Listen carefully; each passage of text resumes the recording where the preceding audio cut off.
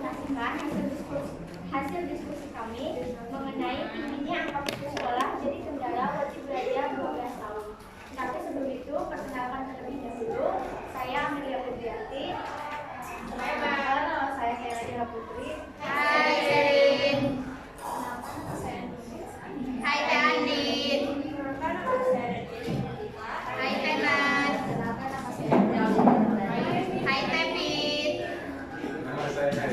Hai Ayu. Baik, Ayu untuk cenah. pertanyaan pertama, mengapa faktor ekonomi dianggap sebagai penyebab utama meningkatnya angka putus sekolah? Yang akan dijawab oleh Hairul. Andini.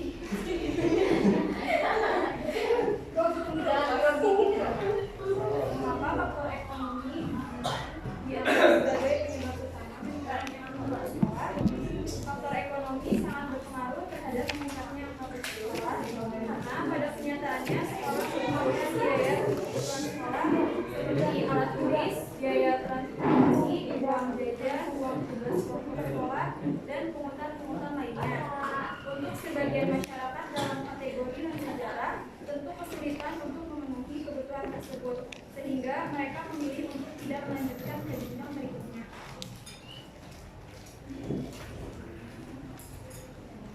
Lanjut ke pertanyaan nomor 2. Apabila dikaitkan dengan Pancasila, kasus tersebut merupakan ketidaksesuaian dari sila keberapa? Berikan alasannya. Pertanyaan nomor 2. Apabila dikaitkan dengan Pancasila, kasus tersebut berkaitan dengan sila kelima. Apabila dikaitkan dengan Pancasila, kasus tersebut merupakan ketidaksesuaian dari sila keberapa? Berikan alasannya. Jadi jawabannya, apabila dikaitkan dengan Pancasila, kasus tersebut berkaitan dengan sila kelima. Alasannya karena negara harus menjamin setiap warga negaranya untuk mendapat keadilan yang serupa sehingga dapat terjadinya pemerataan pendidikan di Indonesia. Yang ketiga, adakah faktor lain selain faktor ekonomi yang menjadi penyebab meningkatnya angka putus sekolah? Apabila ada, apa saja faktor tersebut? Menurut kelompok kami dari soal nomor 3 itu ada faktor lainnya. Jadi faktor lain selain ekonomi adalah meningkatnya angka putus sekolah, yaitu diantaranya kesejahteraan keluarga, rendahnya harapan siswa dan orang tua, memiliki harapan yang kecil terhadap efektivitas sekolah, faktor lingkungan, faktor kesehatan, faktor anak dan orang tua yang berpikir bahwa pendidikan tidak memiliki relevansi dan manfaat yang kuat. Pertanyaan keempat, pada saat ini pemerintah telah mengeluarkan berbagai kebijakan untuk menanggulangi permasalahan ini. Di antaranya dengan memberikan bantuan operasional sekolah, beasiswa, sekolah gratis, dan sebagainya. Menurut Anda, apakah upaya pemerintah tersebut sudah berhasil? Kemukakan indikator keberhasilannya. Berhasil karena dengan semakin terjangkaunya biaya pendidikan di sekolah, jumlah anak yang putus sekolah menurun, tetapi ada sebagian hukum yang menyalahgunakan bantuan dari pemerintah untuk memenuhi keinginan daripada kebutuhan. Selanjutnya, selain pemerintah, siapa lagi yang bertanggung jawab untuk mengatasi masalah ini? Apa saja peran yang bisa ditampilkan? Selain pemerintah, orang tua dan anak itu sendiri bertanggung jawab untuk mengatasi masalah ini dengan cara mengubah pola pikir orang tua dan anak, pola pikir bahwa pendidikan tidak memiliki relevansi dan manfaat yang kuat bagi anak harus diubah karena pola pikir seperti itu dapat menghambat keinginan untuk terus bersekolah ke jenjang yang tinggi. Pertanyaan ke-6, apa solusi yang Anda ajukan untuk mengatasi masalah ini? Bagaimana strateginya supaya solusi itu berhasil? Untuk mengatasi permasalahan itu, pertama, melakukan observasi untuk mengetahui kendala-kendala atau penyebab meningkatnya angka putus sekolah. Kemudian, jika Jika kendalanya berkaitan dengan ekonomi, pemerintah harus membantu dana pendidikan untuk para pelajar yang membutuhkan. Apabila kendalanya berkaitan dengan rendahnya harapan untuk sekolah, pemerintah harus mengadakan penyuluhan tentang pentingnya sekolah. Dan yang terakhir, membuat program atau metode belajar yang menyenangkan agar dapat meningkatkan minat siswa untuk terus bersekolah. Dan pertanyaan terakhir, kemukakan bentuk pelanggaran hak warga negara yang pernah terjadi di daerahmu. Bagaimana solusi untuk menyelesaikannya?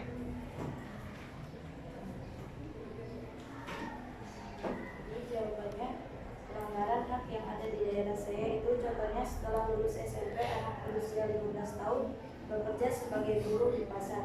Alasan anak tersebut tidak melanjutkan sekolah karena orang tuanya tidak mampu untuk memberikan biaya dan rasa malas untuk pergi ke sekolah. Kemudian si anak memutuskan untuk membantu orang tuanya dengan bekerja di pasar dan berhenti sekolah. Solusi untuk kasus tersebut adalah membantu biaya sekolah anak tersebut, kemudian yakinkan anak dan orang tuanya bahwa sekolah itu penting. Ketika kita memiliki ilmu pengetahuan, pola pikir kritis, dan keterampilan akan menghasilkan SDM yang berkualitas dan dapat meningkatkan taraf hidup. Nah, dari yang sudah kita paparkan, apakah ada yang ingin ditanyakan? Boleh? Saya kelompok mana?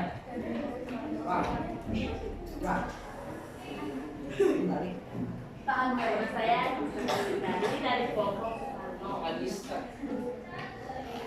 Ingin bertanya, kalau misalnya kan putus sekolah itu bisa dari penyebab sekolahnya juga ya. Kalau misalnya ada guru yang diledekin sama gurunya, tapi dia nggak berhasil, tiba-tiba kan pasti putus sekolah. Nah dari situ kalau misalnya kita nih temennya biar si anak itu mau sekolah lagi teh harus gimana? Berarti kita sebagai temannya harus gimana di kelas? Ya, silakan selanjutnya. Pertanyaannya ditampung dulu ya. Ada yang mau nanya lagi?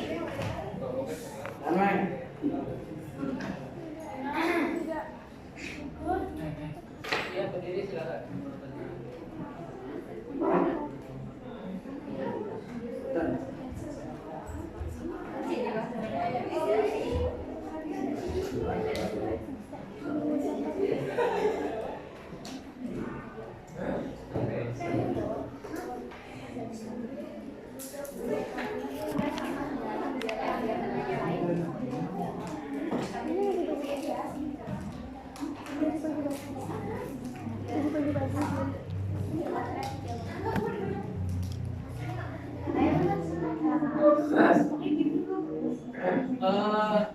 Gimana ini?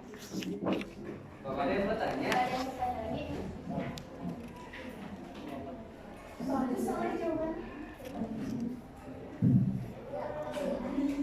Cak. Nadia kok nggak dapat? Pilih kasih. Kalau belum ada yang bertanya, silakan jawab aja dulu. Biasanya apa aja? Biasanya banyak Mati pertanyaan. berakar Pak, beranak. Tadi bertanya dulu.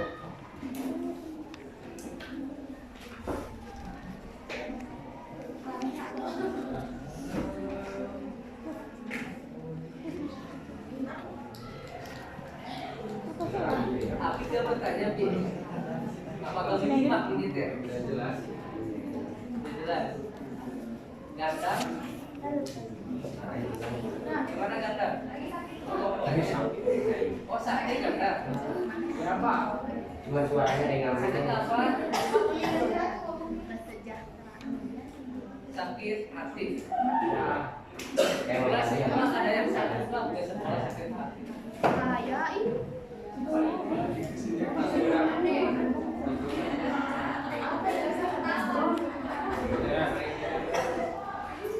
Ya silakan jawab.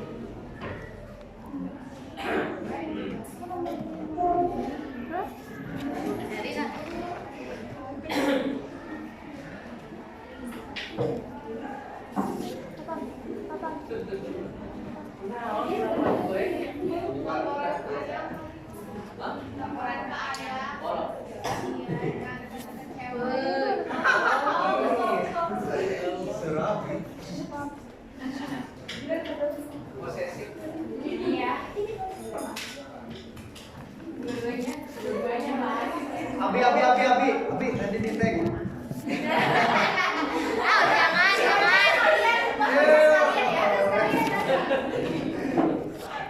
Nanti apa tag? Aku udah punya pacar.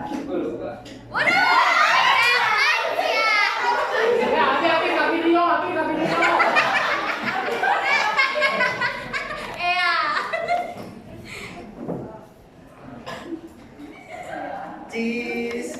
Ini nama apa diskusinya? Kita buat kesepakatan aja, yang cepat. Cukup satu pertanyaan. Satu pertanyaan aja. Satu aja, ada apa? Ya. Dua berarti sama bapak dua ya. Bapaknya nggak usah deh biar cepat. Nanti kita ini nggak kehadiran sosial. Yang dulu siapa Wahyu? Hairul. So yang perempuan diskusi bapak tanya ke Hairul aja. Dan ke semuanya lah, buat semuanya dan Hairul. Jadi gini bapak bertanya yang kedua berarti pertanyaan kedua.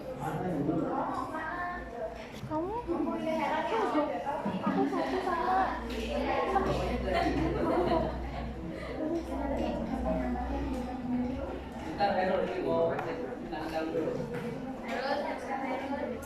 Ih, HP orang mana sih? Ini. Udah. Silakan, saya dulu aja tuh. Di kolom. Agista. Ya, ditelepon aja, Ci. Izin menjawab pertanyaan dari Agista. Pertama, itu kan kasusnya pelecehan yang dilakukan oleh guru ya. Terus gimana sih tindakan kita sebagai teman? Pertama, kalau si korbannya ini tuh cerita, kita dengerin dulu getar, dan kita juga gak boleh langsung ngejudge bahwa ih kok gitu ya. Kayak pokoknya didengerin dulu, kita jadi pendengar yang baik dulu. Terus habis itu jaga, kan kita udah tahu karena dia korban pelecehan, kita tuh harus jaga kerahasiaan itu gitu loh. Jangan main nyebar-nyebarin aja gitu, karena itu akan berdampak sama psikologisnya dia gitu. Terus habis itu ya, nah habis kita kan udah kita ngejaga rahasia apa yang apa tuh namanya ya, apa yang pernah kita alami ketika dia dilecehkan, kita nggak boleh dibayarin. Habis itu kita kasih pengertian ke teman kita supaya cerita ke orang tuanya pelan-pelan. Kalau misalnya orang tuanya yang support, itu dia bakalan ngebela anaknya, pasti dia bakal menindaklanjuti si guru itu supaya si guru itu juga dapat hak sanksi yang pantas gitu atas perbuatannya kan. Nah, kalau misalnya udah kayak gitu, pasti orang tuanya juga bakal kayak nggak suka sama sekolah itu karena anaknya digituin. Berarti orang tuanya itu apa tuh namanya, si anaknya itu mau keluar kan, ya udahlah jangan sekolah di sini aja gitu kata orang tuanya. Nah, habis itu menurut kita nanti si orang tuanya itu bakal ke bawa si anaknya itu ke psikiater supaya ngebantuin mental health-nya itu jadi baik lagi. Terus kalau misalnya emang memperbaiki mental health-nya itu nggak gampang guys, nggak 1 bulan 2 bulan, nggak secepat itu. Jadi bisa mungkin masuk sekolah biasanya lagi juga bisa lama. Jadi dalam kurun waktu itu mungkin si anaknya itu bisa homeschooling, jadi bawa gurunya ke rumah. Kalau homeschooling Pak, udah efektif. Nanti dulu di sini dulu ya. Kalau homeschooling itu efektif sekolah biasa nggak sih? Efektif. Dari siapa? Iya, efektif. Karena pelajarannya juga sama yang kayak di sekolah. Jadi gurunya yang dibawa ke rumah, ujiannya juga di rumah. Jadi dapat ijazahnya juga dapat. nanti ngambilnya paketnya tapi paketnya beda sama yang paket sekolah. Ya, paket lain. Makanan. Emang Bapak ada paket apa aja sih Pak kalau sekolah? Paket ayam. Sudah harusnya ada paket A, B, C, A untuk SD, B untuk SMP, C untuk SMA. Kalau yang Tapi yang A itu jarang sekarang mah karena lulus SD. Paket ayam ada yang apa? Toka campur. Ayam sana. Gimana? Udah puas jawabannya? Dan nggak jawab? Terus saya nggak apa-apa terus saya. saya nggak apa-apa Pak. Apa-apa. Ya gimana? Waktunya kan ya. Ya sih, nggak apa-apa.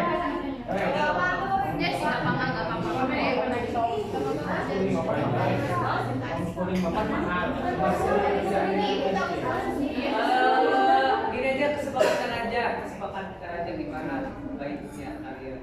Baiknya selewet terus. Karena kalau keterpaksaan biasanya kalian suka malas-malasan. Jadi Bapak serahkan lagi ke kalian baiknya gimana. Sekarang 2 kelompok aja. Siap, 2 kelompok aja. Yang bertanya berapa orang? Bebas. Kemarin kan ditentukan peraturannya 5.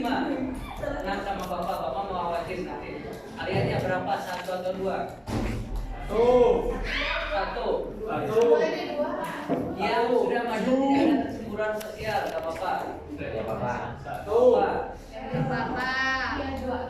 Kalau kalian sudah sepakat, karena ini bukan peraturan itu ya dibuat berdasarkan kesepakatan. Kalau sudah sepakat berarti 2. Ini baru 1 lagi berarti 3 sama Bapak.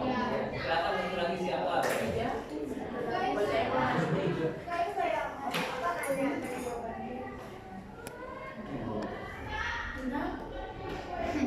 Ikat korek.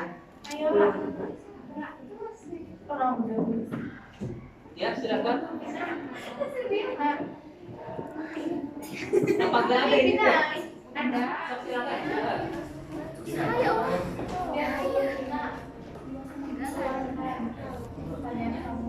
Ganda jangan itu jawab saja, bertanya juga Ganda.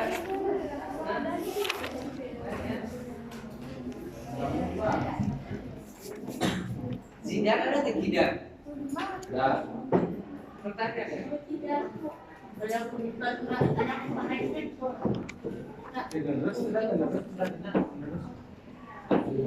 Bapak boleh jawab lagi nggak Pak? Gimana ya? Yang lain mau bertanya kan? Kalau kamu mau bertanya, Isa mau bertanya lagi. Yang lain tanya. Lagi Bapak suka oh ya, makan aja dulu ya. Siapa namanya dan dari kelompok siapa? Saya Rizka Fiona dari kelompok Mengenai Harta.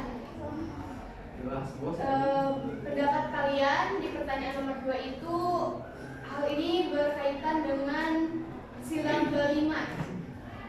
Kenapa kalian memilih berkaitannya dengan sila kelima, gak sila kedua? Padahal di sila kedua juga mengandung nilai kemanusiaan.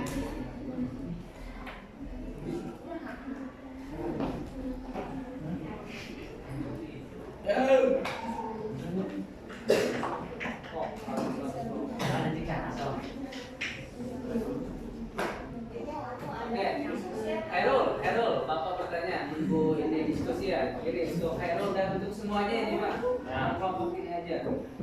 Jadi gini, Bapak mau cerita dulu sedikit. Dulu tahun 1945, sekitar bulan tanggal 15, 16, itu negara Jepang dibom, atom. Ya sudah terkenal. Dan setelah itu berakhirlah Perang Dunia Kedua. Setelah dibom, Jepang itu menyerah dan hancur negara Jepang semuanya. Hanya 2 kota saja yang dibom, tapi seluruhnya jadi itu harus mengganti. Tapi waktu itu Kaisar Jepang namanya Kaisar Hirohito itu mengumpulkan jenderal-jenderal. Dia bertanya, Kalian mungkin bertanya berapa pikiran kalian? Berapa prajurit yang masih tersisa atau berapa rakyat yang masih ada gitu? Tapi yang ditanyakan ke siapa? Yang sekolah. Itu Guru. Guru tahu kan? Tahu. Tahu, udah tahu. Guru yang masih ada. Nah, jadi dari kisah tersebut itu sangat populer lah. Seberapa penting untuk semuanya faktor pendidikan terhadap kemajuan suatu bangsa? Iya, gitu. Pertanyaannya mudah sih. Kan nggak kasih tahu. Iya, silahkan. Semuanya. Semua Bergantung kabel. tapi ini tertib. Hairul, kamu bisa menjawab langsung?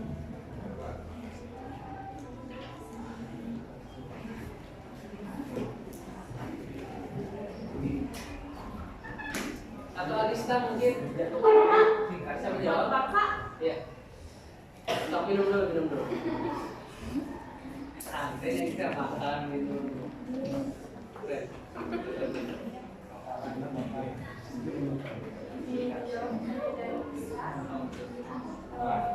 Kedua slide itu sebenarnya mewakili informasi tersebut, tapi itu spesifik karena terlihat dari pernyataan dari mahasiswa Indonesia Indonesia yang mana mewakili kewajiban bagi warga Indonesia terutama dalam pendidikan.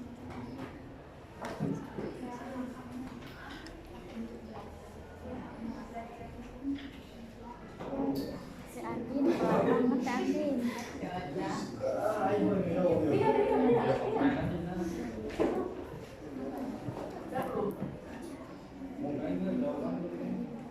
Bapak, udah mau jawab? Oh, silahkan. Jawab. Kasih tahu. Alisa dari kelompok Soekarno ya.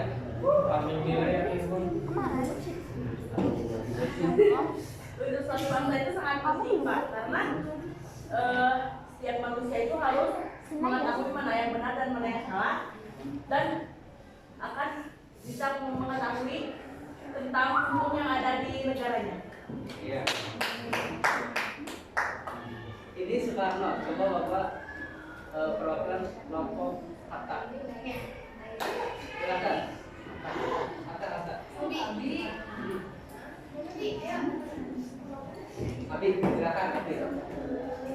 Saya kelompok sangat penting Pak. Karena kualitas sebuah negara itu diukur dari kualitas pendidikan juga. Ya Allah, salah. Saya juga. Benar ya mama. Terus siapa lagi? Aku sih. Oke, biar semua bicara sekarang Gatot. Silakan. Kelompok Gatot silakan. Kelompok Gatot Subroto. Aku nggak terbaca.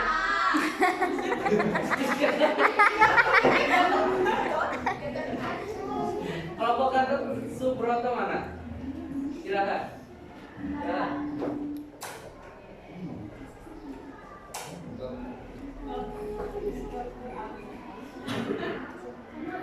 Belum ada jawaban? Belum ada?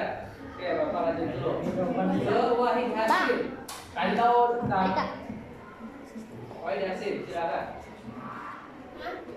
Kelompok Wahid Hasim mana? Ganda. Silakan Ganda.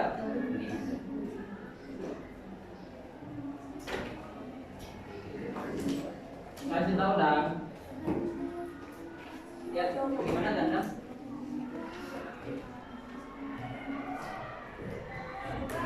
Ya. Ya.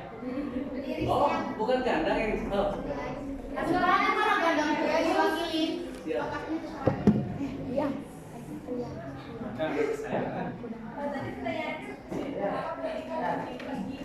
Ya, kemajuan suatu bangsa. Ya, contohnya Jepang aja. Tapi aing di sini searching. Ayatnya jawaban kan? Nanti soal. Pendidikan itu penting karena bisa membuat atau membangun sebuah karakter bagi seseorang.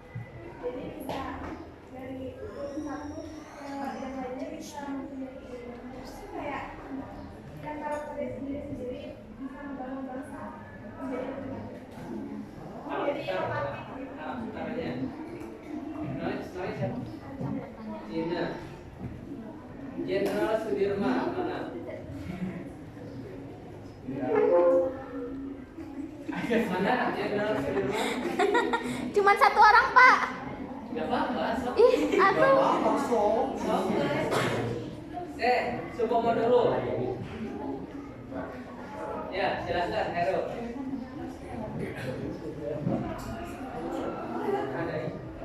Pendidikan merupakan sumber dari segala sumber kemajuan suatu bangsa. Karena dengan memulai pendidikan, kualitas sumber daya manusia atau bangsa tersebut dapat ditingkatkan. Sumber daya manusia merupakan aset utama dalam pembangunan bangsa, tidak terkecuali bagi bangsa Indonesia. Bagus. Oke. Udah ya, udah. Udah. Ada yang mau menjawab lagi? Bapak menunggunya terlalu lama nih. Ya, nanti Udah ya? Udah? Silahkan tutup. Terima kasih atas perhatiannya. Kurang lebihnya mohon maaf. Wassalamualaikum warahmatullahi wabarakatuh. Waalaikumsalam.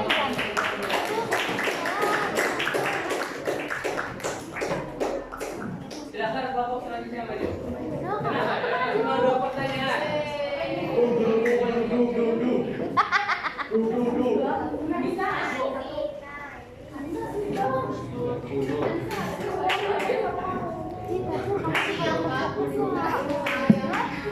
Tapi kira-kira juga.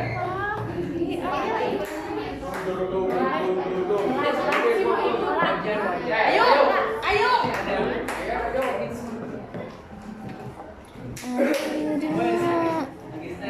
Sampai jam berapa? Sampai jam 2 ya? 13.45. Tapi pagi itu ada sana kan? Pagi itu mah las bos. Ayo langsung.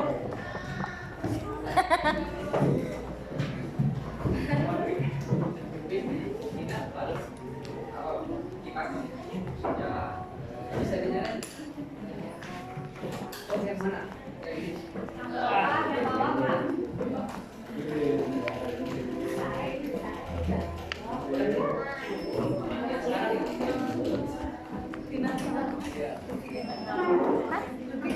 Oke, ini waktunya sampai pagi itu ada di pintu. Rek teh pagi tuh sampai asar tuh ka dieu. Kumaha eta, Pak? Hah? Ya, Laila dimulai. Wahyu.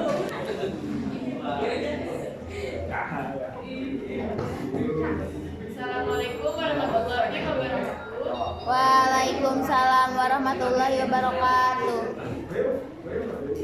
Selamat siang teman-teman. Siang. Perkenalkan kami dari kelompok Insinyur Soekarno akan mempresentasikan jawaban kami mengenai pertanyaan halaman 20. Sebelum itu perkenalkan. Ya udah, agak aja. Bisa tuh ih. Siapa sih? Si Clarissa. Perkenalkan nama saya Laura. Hai Teo. Teo. Saya Gita.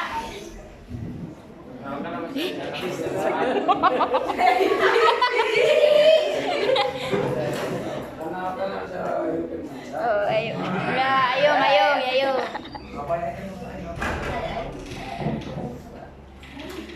Baik, langsung saja kita ke pertanyaan pertama yang akan dijawab oleh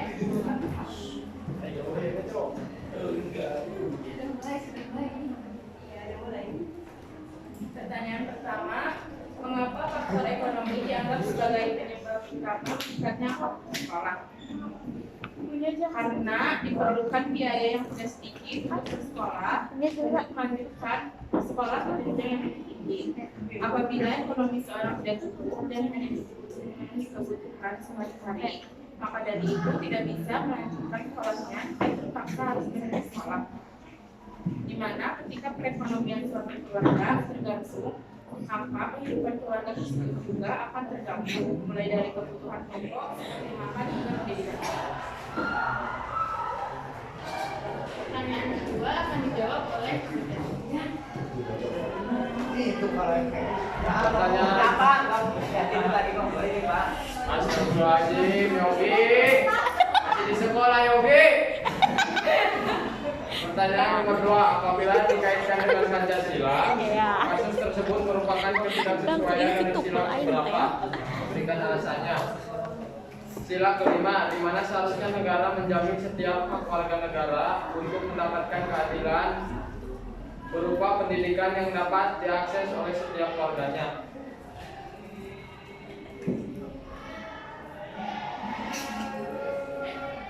Dong seri. Pertanyaan ketiga akan dijawab oleh Adakah nomor 3, adakah faktor lain selain faktor ekonomi yang menjadi penyebab meningkatnya angka putus sekolah? Apabila ada, apa saja faktor tersebut? Faktor internal. Menurut Suyanto dalam kurung sebuah ini adalah sebagai rendahnya minat atau kemauan anak untuk bersekolah, sekolah dianggap tidak menarik, ketidakmampuan mengikuti pelajaran, faktor eksternal, kondisi ekonomi keluarga, kekurangan perhatian orang tua, kondisi lingkungan, faktor prasarana sekolah. Baik, selanjutnya nomor 4 akan dibacakan oleh Wahid. Oke.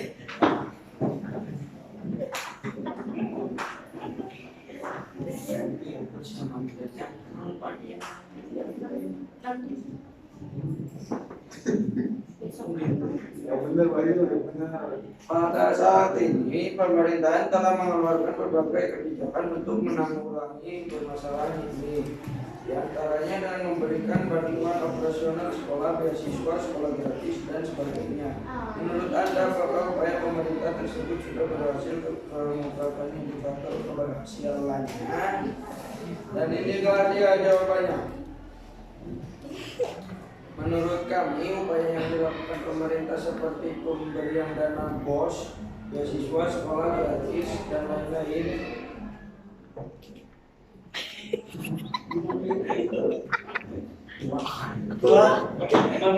membuat angka putus sekolah menurun. Upaya tersebut sudah berjalan dengan baik, namun belum cukup efektif karena angka putus sekolah Indonesia ternyata masih sangat tinggi. Meskipun dana BOS diharapkan dapat meningkatkan jumlah partisipasi siswa, namun masih banyak anak yang tidak dapat bersekolah, putus sekolah, dan tidak dapat melanjutkan pendidikan ke jenjang pendidikan berikutnya. Salah satu penyebabnya adalah sulitnya orang tua atau keluarga dalam memenuhi kebutuhan pendidikan lainnya, seperti seragam, buku tulis, sepatu, biaya transportasi, dan biaya pendidikan lainnya yang tidak ditanggung oleh dana BOS. Selain itu, pengadaan dana beasiswa dinilai kurang tepat sasaran. Banyak di antara mereka yang tergolong kurang mampu menggunakan oleh program ini karena kurangnya informasi yang tepat dalam proses administrasi atau seleksi penerimaan beasiswa.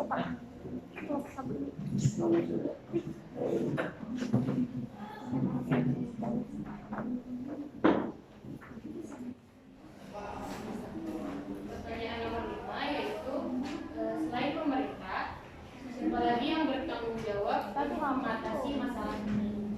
Apa saja peran yang bisa dilakukan? Menurut pendapat kami, selain pemerintah, yang bertanggung jawab adalah yang orang tua, yang sekolah atau instansi, dan peserta didik itu sendiri. Aku nanya ke si Nurul. Karena itu, peran dari orang tua sangat penting dalam memberikan motivasi agar anak bisa semangat di sekolah dan mendidik anak dengan memberikan pendidikan di luar akademis. Misalnya dengan Namanya gaya gerakan-gerakan gerakan yang pas sama pada serta menanamkan nilai-nilai keagamaan pada Males. Yang lalu bisa orang hanya tua pun ganteng. juga harus paham terhadap pendidikan anak. Ini juga kan kecil. Karena Abi juga. pendidikan adalah modal utama yang harus dimiliki Tapi setiap guru agar dapat bertahan menghadapi perkembangan.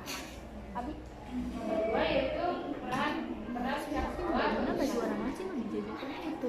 peran pihak sekolah atau instansi yaitu dengan menciptakan situasi sekolah yang dapat membuat siswa aman dan nyaman, tetap untuk belajar, pelaksanaan hubungan sosial yang baik, serta kerjasama yang baik antara guru dan Andaikan lalu yang terakhir itu dari peran Ih, teol. itu sendiri, Teol. yaitu cara caranya dengan belajar sebaik mungkin, serta aktif dalam Teo, pembelajaran. langsung. Karena peserta didik sendirilah yang harus bertanggung jawab atas hasil belajar.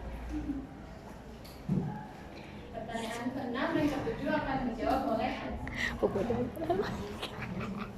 Selanjutnya ada nomor 6. Pertanyaannya, apa solusi yang Anda ajukan untuk mengatasi masalah ini?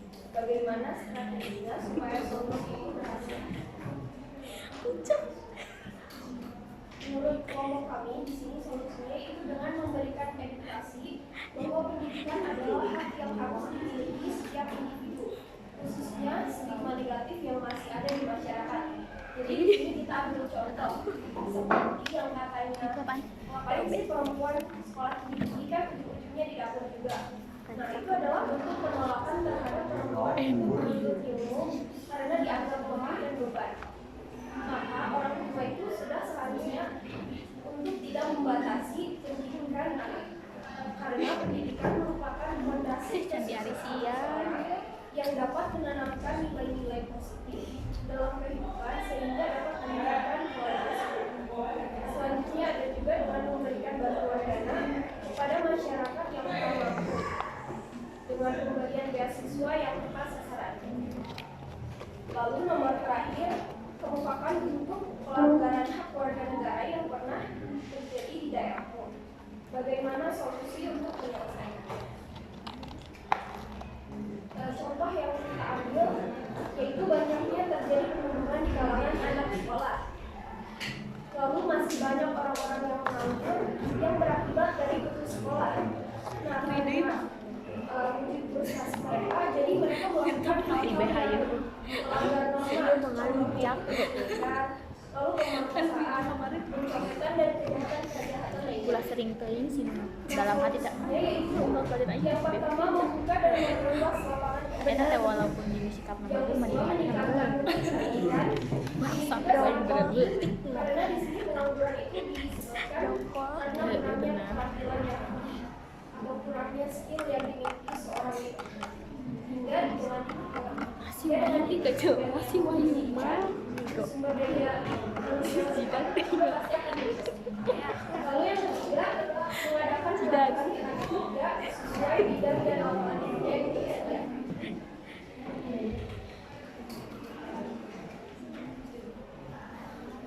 Baik teman-teman, semua pertanyaan sudah dijawab oleh kelompok ini. Bagi teman-teman yang memiliki pertanyaan, dari izin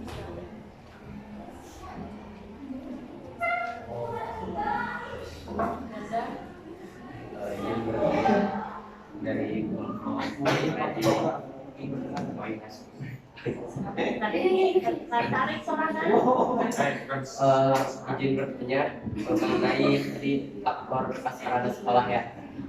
Mengapa faktor prasarana sekolah menjadi penghambat sedangkan dari bantuan operasional sekolah itu ada?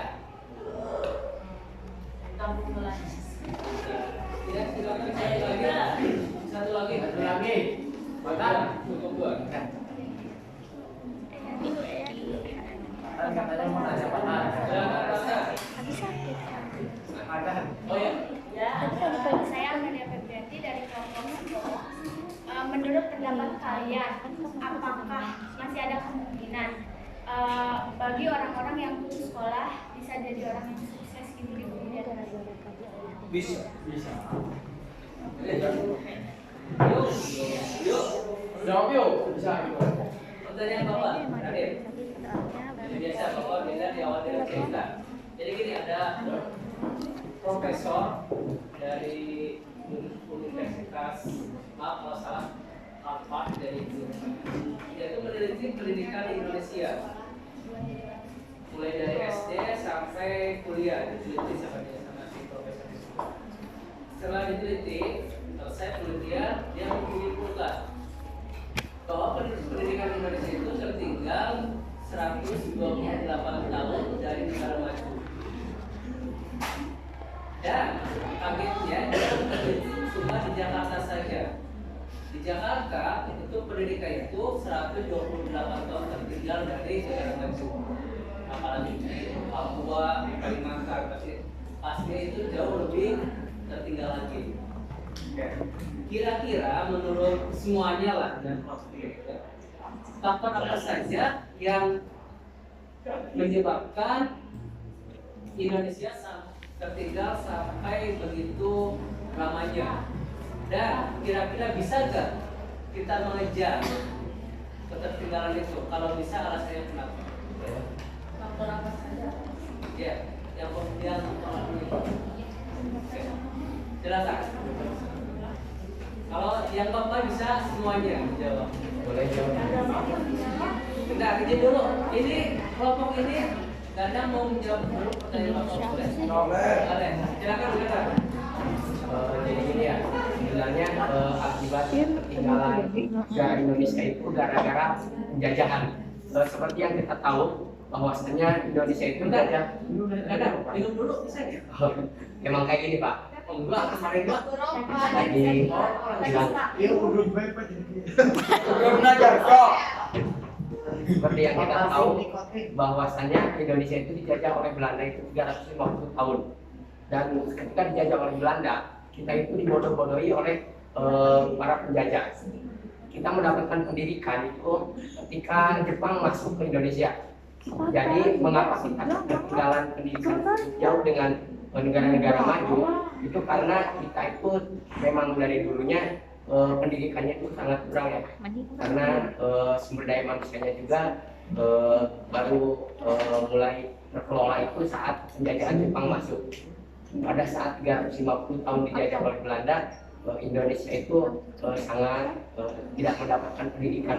Hanya orang-orang tertentu saja yang bisa mendapatkan pendidikan. Terus selanjutnya bisa lihat kira-kira. Kalau menurut saya bisa, soalnya kita bisa melihat belakang Singapura.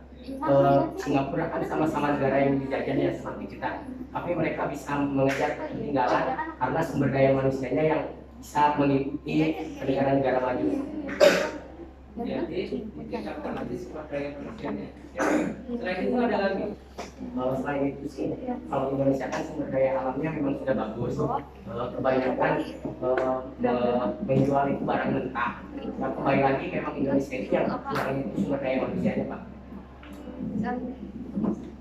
Yang disalahkan lagi kan di Indonesia itu sangat rentan dipolitisasikan. Pernah dengar nggak? Dipolitikan. Kalau ini ada kebijakan ini bisa politik. Itu kira-kira politik harus nggak? Kalau saya sih nggak harus ya Pak.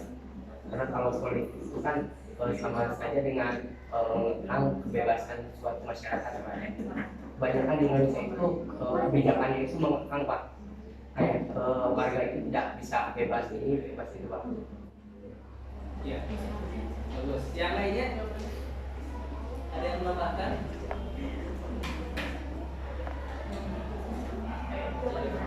Ya. Sudah, ya terjawab Pak. Tapi mau menambahkan?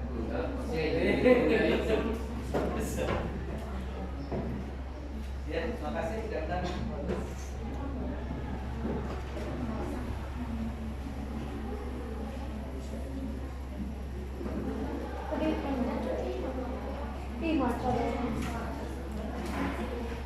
Tadi kurang dikoreksi.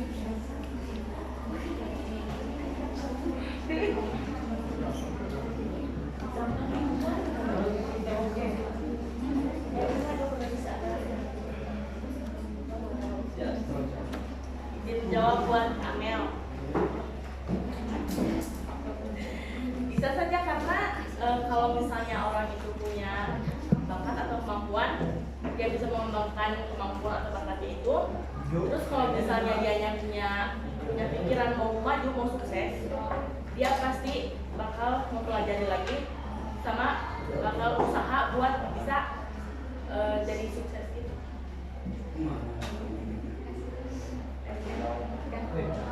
Gak apa-apa, lanjut aja.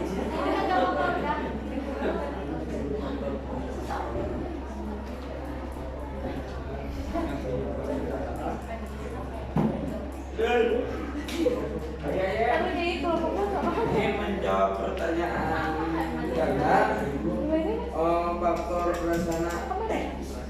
prasarana yang dimaksud adalah terkait dengan ketidaktersediaan prasarana pendidikan berupa gedung sekolah atau alat transportasi dengan kapasitas siswa dengan sekolah. Masalah ini sering terjadi di sekolah-sekolah yang berada di pedesaan maupun di wilayah pedalaman seperti hutan. Alat transportasi yang kurang serta jarak antara rumah dengan sekolah yang cukup jauh. Mas, benar, capek ya? Karunya ya. Udah kagak ada lagi. Gini kan masih ada waktu nih. Jadi ke bapak. Jadi bapak tertarik tadi di materi kami kalau pertama ada membahas homeschooling ya. Iya, homeschooling ya. Iya. Sebenarnya gini, homeschooling bukan dilarang sih, tapi buat penuntut itu sangat kurang bagus lah. Jadi bapak cerita sedikit. Zaman dulu Bani Abbasiyah ada raja presiden namanya Harun al-Rasyid. Dia itu sejaman dengan Imam Malik. Nah, waktu itu Imam Malik ya kalau sekarang itu ya ulama besar, orang yang mempunyai ilmu. Dia tuh anaknya ingin homeschooling, jadi si Imam Malik itu ke istana, jadi mengajari anaknya gitu agama. Sedangkan yang lain, yang masyarakat lain, dia datang ke rumahnya, ke masjid. Di masjid itu bukan 100, 200, 1000, 2000, yang sekarang menjadi Masjid Nabawi. Di sana tuh waktu itu tempat ngajarnya Imam Malik. Ya kalau kalian mesti pernah umroh atau umroh paling tidak saya berarti. Tapi ini si Imam Malik disuruh ke istana ngajar anak raja, dia nggak mau. Kalau mau silahkan datang ke tempat saya. Dia berkata gini, meskipun saya dibayar berapapun, dia berkata apa? Karena ilmu itu didatangi ya. Kita butuh ilmu, kita datang ke sekolah, bukan mendatangi, bukan guru yang ke rumah kita. Jadi ulama itu menargetkan bahwa ilmu itu harus dihargai, jangan dijual gitu. Jadi harus dihargai kalau anak-anak. Jadi homeschooling itu kalau menurut bapak itu agak kurang menghargai guru. Jadi kalau itu silahkan datang. Seperti kalian jauh-jauh dari rumah ke sini bagus. Kalian menghargai guru. Terus lagi gini, keberhasilan guru ya. Ini mah bukan kata bapak. Itu tadi kata Imam Malik, ini kata Leonardo da Vinci. Aktris ya. Ini mah Leonardo da Vinci. Tahu kita mungkin? Tahu. Kalau Imam Malik mungkin ada salah. Kalau Leonardo da Vinci ada yang tahu mungkin. Terkenalnya apa coba? Lukisan Mona Lisa. Selain itu apa lagi? Apa lagi?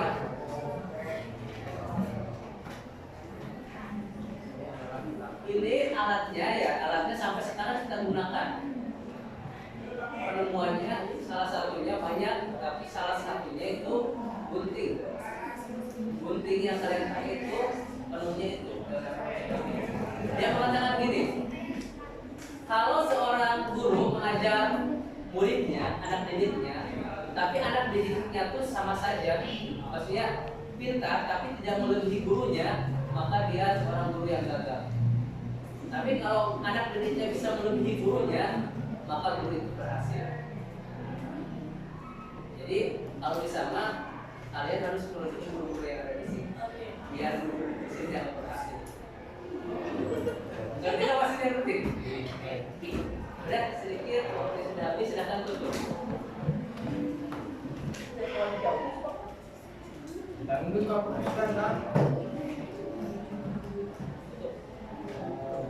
Semua akan berdiri. Bebas. Oh, pemenang di situ. Sekian presentasi dari kelompok kami. Terima kasih bagi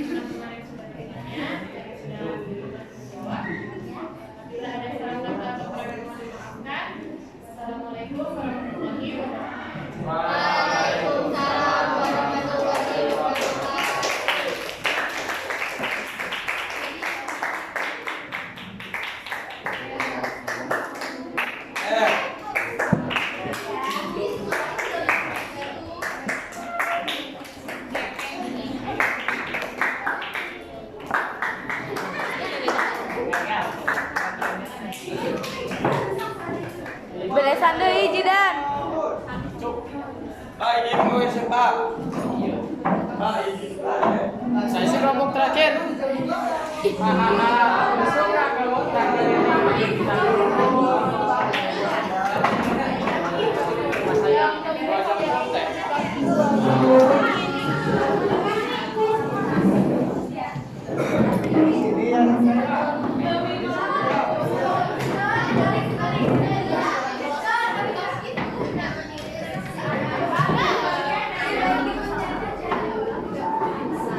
ini udah Pak?